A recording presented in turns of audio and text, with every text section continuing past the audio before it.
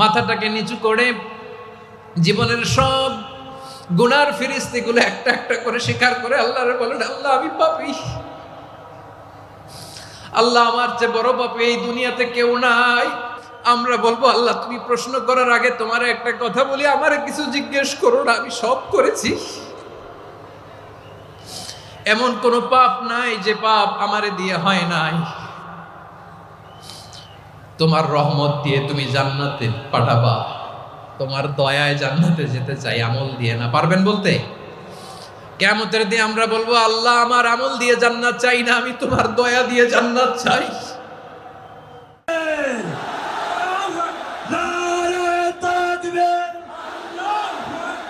মিজানুর রহমান আজাদ সাহেবের আগমন পটুয়াখালীর পক্ষ থেকে, ওয়েলফেয়ার কমিশনের পক্ষ থেকে, পরিষদের পক্ষ থেকে। আজকে আমরা যে টপিকটা নিয়ে আলোচনা করব সেটা হচ্ছে, আমরা যে জীবনে বিপদে পড়ি, আমরা বিপদে পড়লে আমাদেরকে উদ্ধার করে কে? আল্লাহ ছাড়া আমাদের বাঁচানোর কেউ আছে? উদ্ধার করার কেউ আছে? রক্ষা করার কেউ আছে? এজন্য বিপদে পড়লে আমরা চাইবো কার কাছে? আমাদের যাই দরকার হোক আমরা ফরিয়াদ করব কার কাছে? নাকি মাজারে যেয়ে চাবেন? মাজারে যেয়ে চাবেন? অনেকে তো মাজারে যেয়ে কপাল ঘষে, আছে না নাই? মাজারে যেয়ে সন্তান চায়, আছে? এই এলাকায় নাই, এলাকার লোকদের আকীদা খালেস আমি জানি। মাজারে যেয়ে কপাল ঘষে আর সন্তান চায়। আচ্ছা, মাজারে গেলে সন্তান পাওয়া যায়? আচ্ছা, মাজারে না গেলে যদি বাচ্চা না হতো, গরু ছাগলের যে বাচ্চা হয় ওরা কোন মাজারে মানত করে বলেন? কথা কি বুঝতেছেন?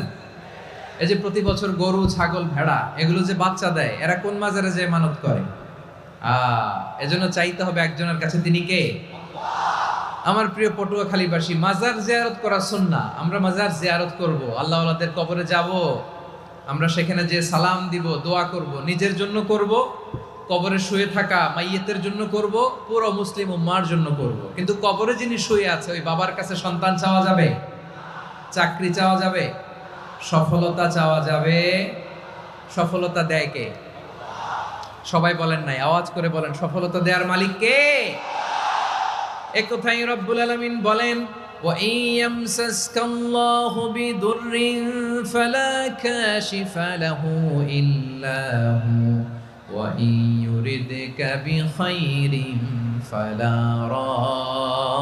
রাদ্দা লিফাদলি ইউসিবু বিহি মান ইয়াশাউ মিন ইবাদিহি ওয়া হুয়াল গফুরুর রহিম। আল্লাহু আকবার।